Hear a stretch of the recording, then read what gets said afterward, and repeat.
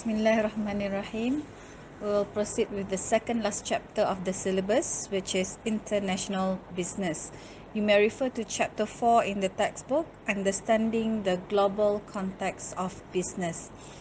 Basically, the lessons for this chapter will cover contemporary global economy, globalization, import-export, major world marketplaces, international trade, focusing on balance of trade, exchange rate, forms of competitive advantage. Then we will move to the international business management, consists of ongoing international, levels of international involvement, international organization structures.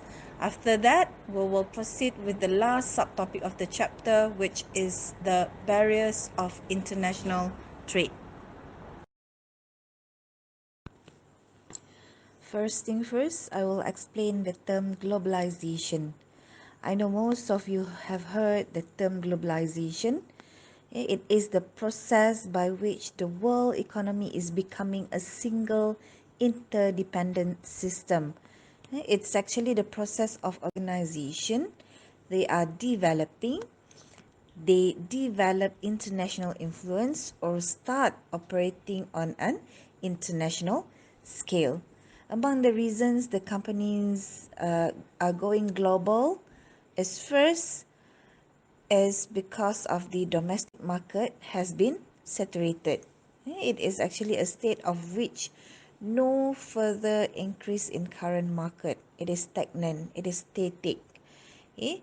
So they need to move to other market area, to other market location in which they can expand their business. Okay? Other reason is the small size of the domestic market itself. So if they want to gain more profits, they need to go international. Or among the reason is the slow growth of the domestic market.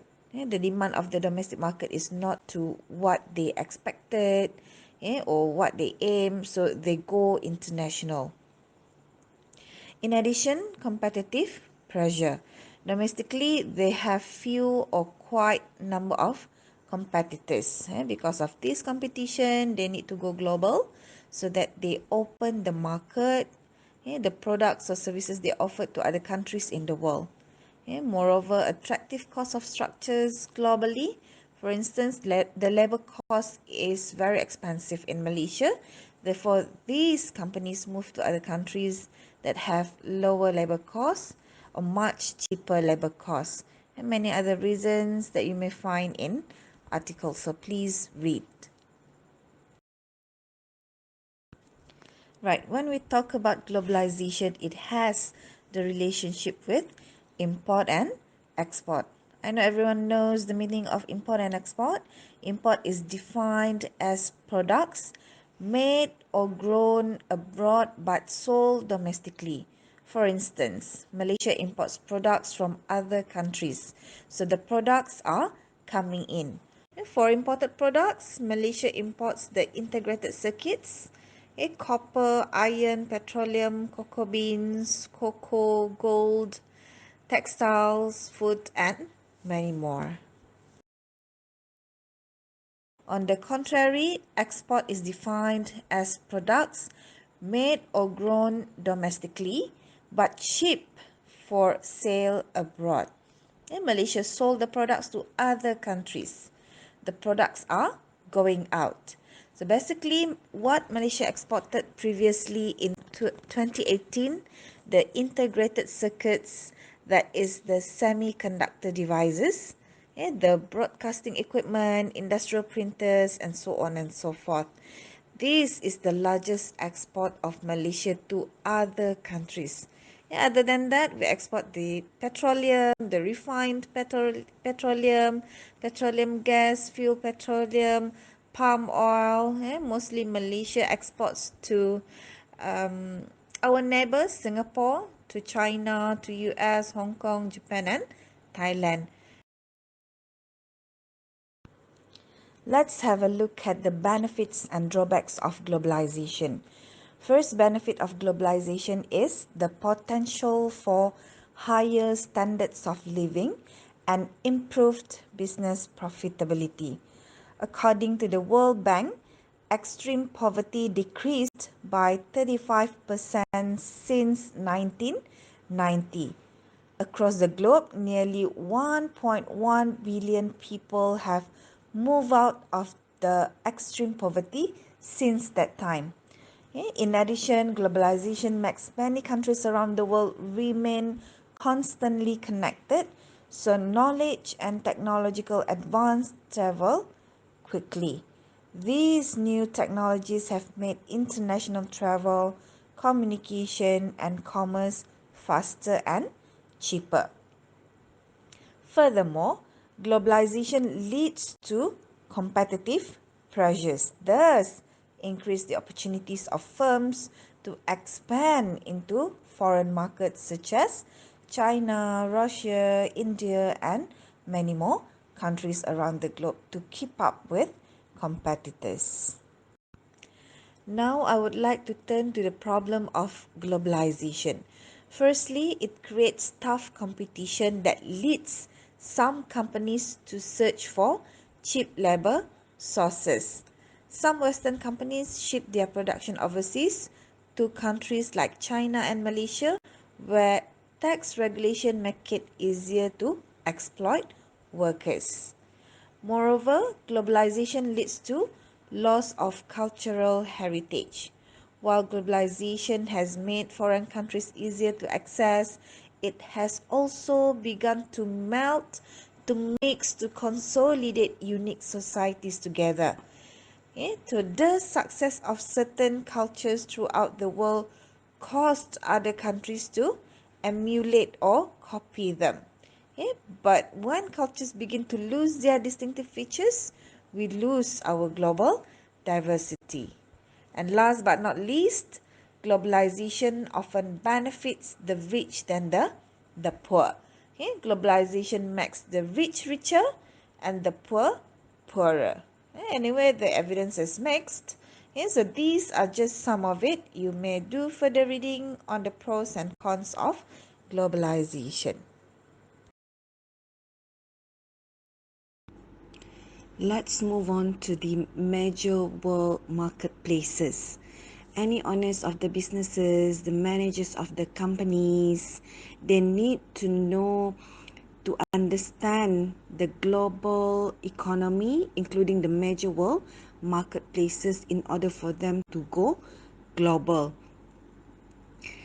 In this section, it examines some fundamental economic distinction among countries based on wealth. So the distinction, the differences among countries based on wealth, and then we look at some of the world major international marketplaces based on geographic clusters.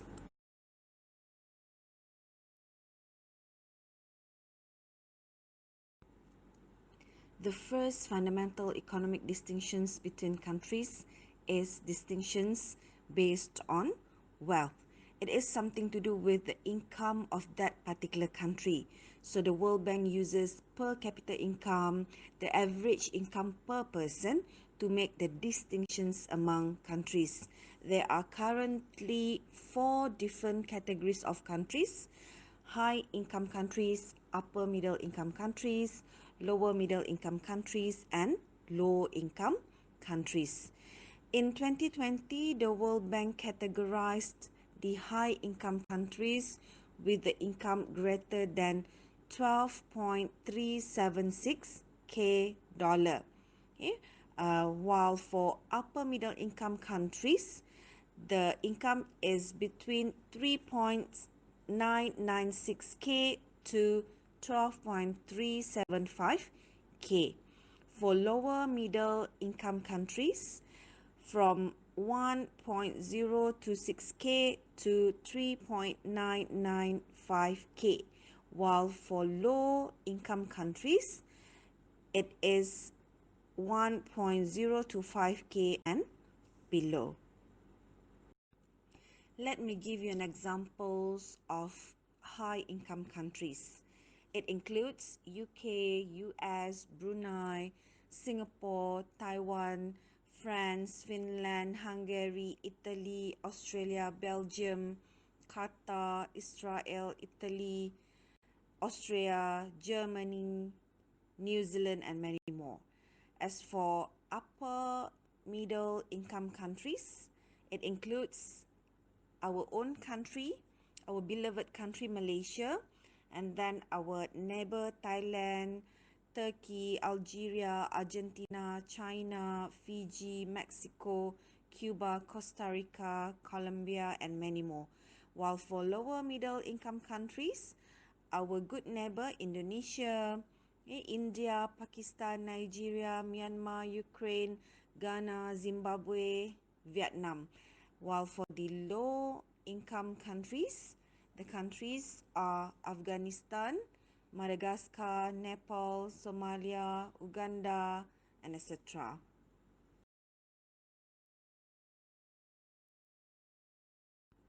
The second fundamental economic distinctions between countries is geographic clusters. For geographic clusters, the world economy revolves around these three major marketplaces: North America, Europe, and Pacific Asia. So these clusters include relatively more of the upper middle and high income nations and relatively few low and lower middle income countries.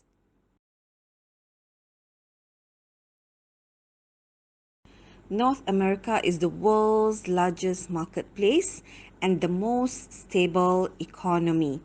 The US and Canada are the largest trading partner, and before the emergence of China, Mexico is the major manufacturing center because of its cheap labor and low transportation cost. But when there is an emergence of China, companies begin to shift their production there in China.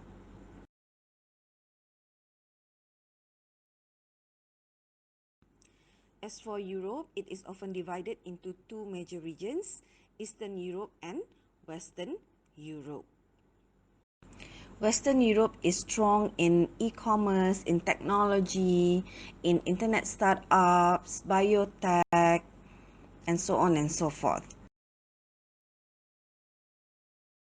As for Eastern Europe, they are good in multinational corporations such as Nestle, General Motors, the new factories for Ford, Suzuki, Volkswagen. However, the government instability has hampered the development in parts of Russia, Bulgaria, Albania, Romania, and other countries.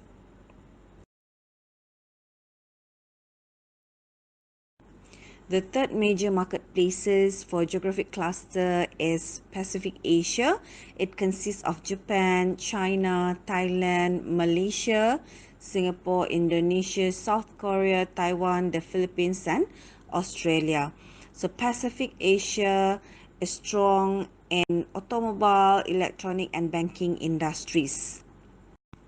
Looking at the example, Japan is good at making cars. They have Toyota, Honda, Daihatsu, Nissan, Suzuki, Mitsubishi, Subaru, Mazda, and many more.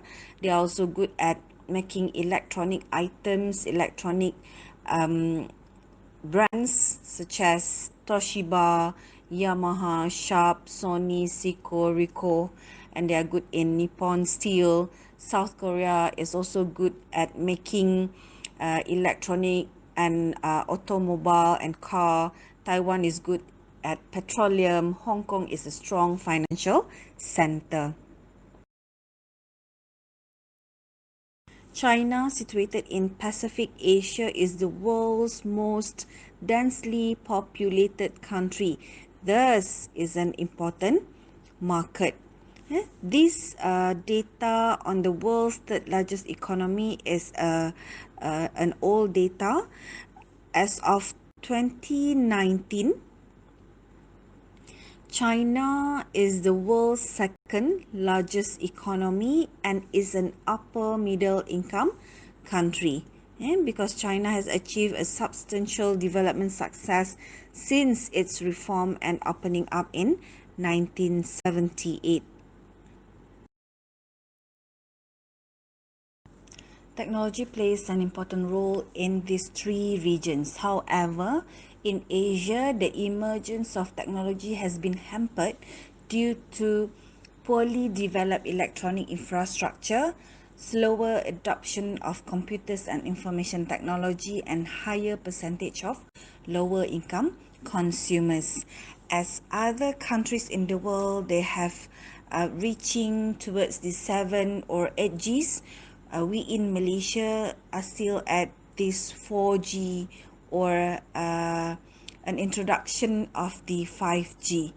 Okay, but most of the area in Malaysia, okay, we are still using this 4G internet speed.